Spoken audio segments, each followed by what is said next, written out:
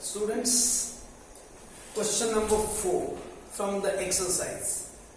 Listen the question first.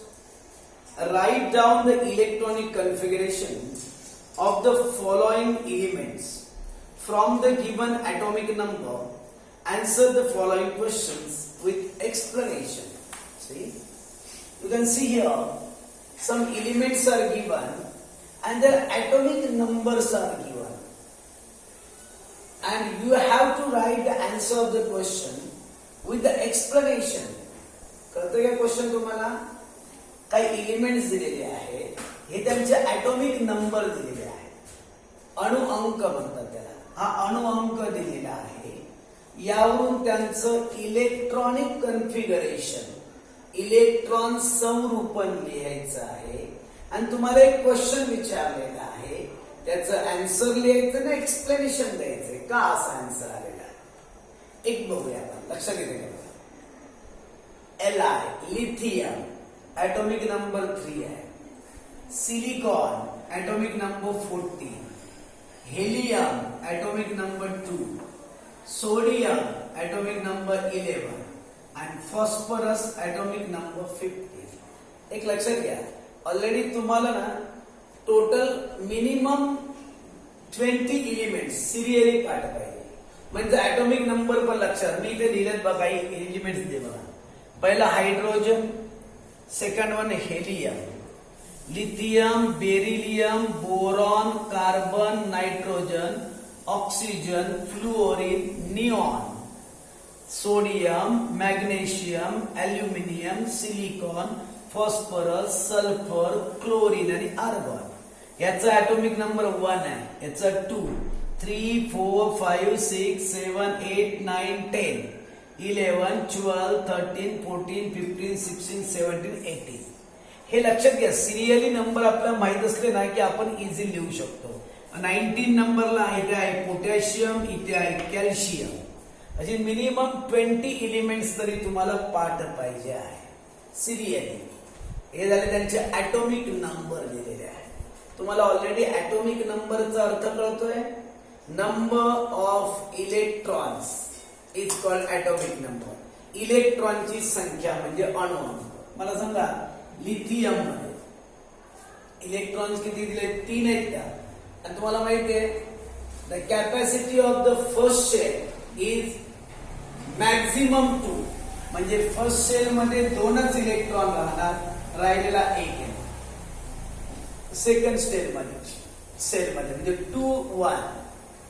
Silicon total electrons किती आहे? 14 आहेत ना, 14 आहेत, 14 आहेत बघा. 2, 8, 4, 2 आणि 8 बघा 10 आणि 4, 14 होतं. कारण फर्स्ट ची कॅपॅसिटी आहे 2, सेकंड ची कॅपॅसिटी आहे 8 आणि राहिले रिमेनिंग याच्यामध्ये. इलेक्ट्रॉनिक कन्फिगरेशन तुम्ही इझी लिहू शकता. हेलियम बघा 2 आहे, एकाच शेल मध्ये राहणार. सोडियम 2, 8, 1, टोटल 11 व्हायला पाहिजे.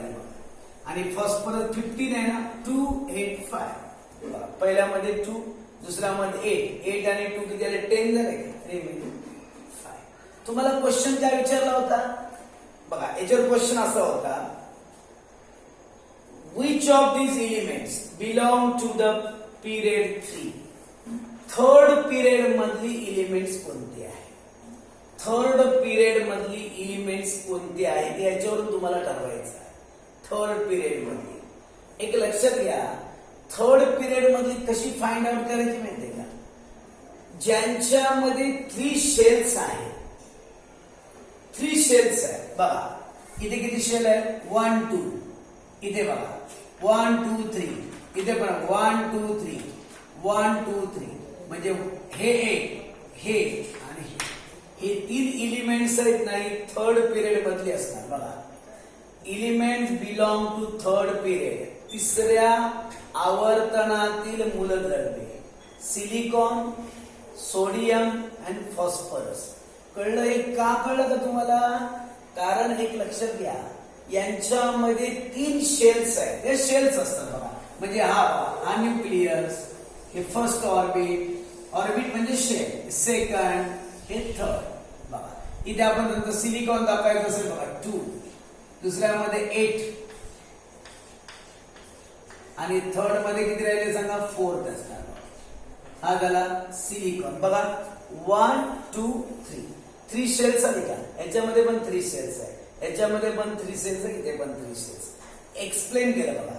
Because there are 3 shells in each atom and important sentence आहे बघा, number of shells indicate the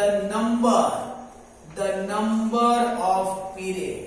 म्हणजे शेल्स किती आहेत ना त्याच्यावर पिरियड नंबर ठरतो. मग मला सांगा हा कुठल्या पिरियड मध्ये असणार, 2 शेल्स आहे ना, मग सेकंड पिरियड मध्ये असणार. हा पण बघा, हा फर्स्ट पिरियड मध्ये, तुम्ही होते ते चेक करू शकता बघा. हे फर्स्ट पिरियड आहे, हे सेकंड आहे आणि हे थर्ड पिरियड आहे. तुम्ही बघा चेक करायचे कोण कोण सांगितलं मी इथे बघा, सिलिकॉन, सोडियम, फॉस्फरस. इथे आहे का बघा बघू, सिलिकॉन, सोडियम आणि फॉस्फरस. बघा थर्ड पिरियड मध्ये आहेत का, हे कशावर ठरतं कळलं का, शेल्स किती आहे त्याच्यावर. समजा याच्यामध्ये 4 शेल्स असतील, मग पिरियड नंबर किती येणार, 4 येणार होता. कळतंय तुम्हाला. ओके, नेक्स्ट एक्सप्लेनेशन द्यायचं आहे, लक्षात घ्या. एक्सप्लेनेशन आपल्याला द्यायचं होतं. नेक्स्ट काय होतं बघा, hydrogen, sodium, calcium, sulphur, beryllium, argon. आता इलेक्ट्रॉनिक कॉन्फिगरेशन तुम्हाला इथे त्यांनी ऍटॉमिक नंबर दिलेला आहे, तुम्ही एवढं लिहू शकता. हायड्रोजन 1 7 आहे, 2 5. कॅल्शियम किती आहे, 20 आहे ना, 2 8 8 2. सल्फर 2 8 6. बेरिलियम 2 2 आणि आर्गॉन 2 8 8. कळतंय काय तुम्हाला. बघा तुम्हाला याच्यात कळेल का, मला सांगा याचा पिरियड नंबर ठरवायचा असेल किती आहे बघा.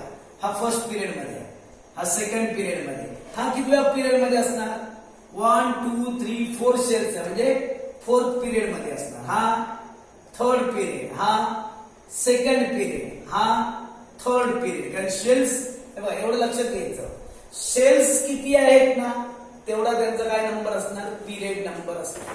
जेवढ्या कक्षा आहेत तेवढं त्यांचं आवर्तन असतं, आवर्तन. ओके, आता तुम्हाला याच्यामध्ये क्वेश्चन काय विचारला होता, which element belong to the second group. आता सेकंड ग्रुप मध्ये एलिमेंट याच्यातली फाइंड आउट करायचे. आता एक लक्षात घ्या, ग्रुप कसा फाइंड करायचं माहितीये का, आउटर मोस्ट शेल मधले एलिमेंट सर्च करायचे. आउटर मोस्ट शेल मध्ये हे बघा, आउटर मोस्ट शेल मध्ये इथे बघा 2 आहेत का, अजून पुढे 2 आहेत बघा, इथे पण 2 आहेत. मग ही जी 2 एलिमेंट्स आहेत ना ही सेकंड ग्रुप मध्ये असणार. लक्षात घ्या मी काय बोलतोय का, आउटर मोस्ट शेलवर त्याचा ग्रुप नंबर डिपेंड असतो.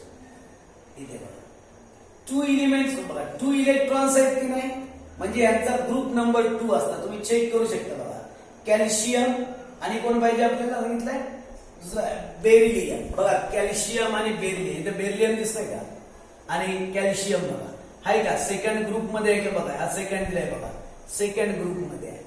ग्रुप कशावर डिपेंड असतो, आउटर मोस्ट शेल मध्ये इलेक्ट्रॉन्स किती आहे त्याच्यावर ग्रुप डिपेंड असतो. आता तुम्हाला हा कोणामध्ये असणार 2 8 6. आता तुम्हाला इथे कसं काय 6 कसा फाइंड करायचा, मग 6 ग्रुप मी काय सांगतो लक्षात घ्या. हे जे मॉडर्न पिरियोडिक टेबल आहे त्याच्या असे नंबर दिले 1 2. इथे एस ब्लॉक आहे बघा, मधला ब्लॉक मी सोडला, इथे बघा 13 14 15 16 17 18 दाखवला बघा, पी ब्लॉक दाखवला का. मग तुम्ही इथे लक्षात आहे का, याला नावं देण्यात आली आहे. याला म्हणतात 1A, याला 1B, याला 13 ला म्हणतात 3A, 14 ला म्हणतात 4A, 5B, 5A, 6A, 7A आणि 8A. मग आता इथे चेक करा बघा मी काय बोलतो बघा. हा बघा सल्फर आउटर मोस्ट शेल मध्ये किती 6 इलेक्ट्रॉन्स आहेत का, 6 इलेक्ट्रॉन म्हणजे बघा 6A बघा या ग्रुप मध्ये बघा 16 मध्ये 16 लाच दुसरा नंबर असा देण्यात आलेला आहे 6A असं नाव देण्यात आलं. हे फक्त तुम्हाला कळण्यासाठी सांगतोय. फक्त आता एवढं लक्षात घ्या, ग्रुप नंबर हा त्याच्या आउटर मोस्ट शेल मधील इलेक्ट्रॉन्सवर डिपेंड असतो. पुन्हा आन्सर दिलं बघा, element belong to the second period N and BE. बघा कुठला ऑर्डर घेतला होता आपण बघा सेकंड पिरियड ग्रुप ना सॉरी कॅल्शियम सॉरी कॅल्शियम आणि बेरिलियम. कॅल्शियम तर याच्यामध्ये किती नंबर आहे बघा, इथे 2 आणि इथे 2 आहे ना, आन्सर दिले बघा. Because there are 2 electrons in the outermost shell and number of electrons in the outermost shell indicate the number of group. outermost shell मधील इलेक्ट्रॉन्स वर त्यांचा ग्रुप नंबर डिपेंड असतो. त्यामुळे बघा इथे कोण कोण आलं, कॅल्शियम आणि कोण आलं, बेरिलियम. नेक्स्ट वन मध्ये बघा नायट्रोजन, कार्बन, ऑक्सिजन, बोरॉन आणि ॲल्युमिनियम. ॲटॉमिक नंबर दिले आहेत, इलेक्ट्रॉनिक कॉन्फिगरेशन आपल्याला लिहावं लागेल बघा. 25, 24, 26, 23, 283. ओके. आता तुम्हाला क्वेश्चन होता which is the most electronegative elements. Electronegative element किती दिले बघा. Oxygen is the most electronegative element. त्याचं एक्सप्लेनेशन काय दिलं बघा. बिकॉज व्यवस्थित लक्ष द्या ही sentence. Electronegativity increase from left to right. Left कडून राईट कडे गेलात ना तुम्ही, इकडून इकडे गेला की निगेटिव्हिटी काय होत जाणार आहे, वाढत जाणार आहे. लक्ष देऊन ऐकताय. इलेक्ट्रोनिगेटिव्हिटी लेफ्ट कडून राईट कडे तुम्ही या डायरेक्शन मध्ये गेला की निगेटिव्हिटी काय होत जाणार आहे, वाढत जाणार आहे. आणि अजून एक सांगितलंय बघा, in a period and decrease down the group. Group मध्ये जर आपण वरून असं खाली आलं तर इलेक्ट्रोनिगेटिव्हिटी मात्र काय होते, डिक्रीज होत जाते बघा. इकडे गेल्यानंतर ती प्लस वाढत वाढत जाणार आहे आणि इकडे आल्यानंतर काय होत जाणार आहे, कमी कमी होत जाणार आहे. मग आता तुम्ही एक लक्ष येत आहे का, इथे कोण आहे, ऑक्सिजन. बघा ऑक्सिजन कुठल्या साईडला आहे बघा, राईट साईडला आहे बघा. ऑक्सिजन कुठल्या साईडला बघा, ही बाकीचे एलिमेंट चेक करा तुम्ही. नायट्रोजन, कार्बन, ऑक्सिजन, बोरॉन आणि ॲल्युमिनियम. इथे बघा मार्किंग करतो बघा. नायट्रोजन बघा इथे आहे, कार्बन इथे आहे, त्याच्यानंतर कोण आहे, बोरॉन इथे आहे आणि ॲल्युमिनियम इकडे बघा. ही सगळी लेफ्ट साईडला आहेत बघा. ही लेफ्ट साईडला आहे आणि ऑक्सिजन कुठल्या साईडला आहे, राईट साईडला आहे.